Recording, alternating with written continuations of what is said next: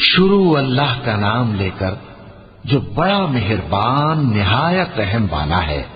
अल-क़ारिअतु मल-क़ारिअह वमा अदराक मल-क़ारिअह यौम यकूनुन-नासु कल-फ़राशिल मबसूस वतकूनुल जिबालु कल-इह्निल मंफूश फ़अम्मा मन ثقلت موازينه فهو في عيشة راضية وأما من خفت موازينه فأمه هاوية وما أدراك ما هي نار حامية।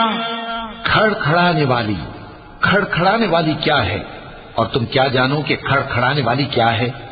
वो क़यामत है जिस दिन लोग ऐसे होंगे जैसे बिखरे हुए परवाने, और पहाड़ ऐसे हो जाएंगे जैसे धुनकी हुई रंग बरंगी ऊन।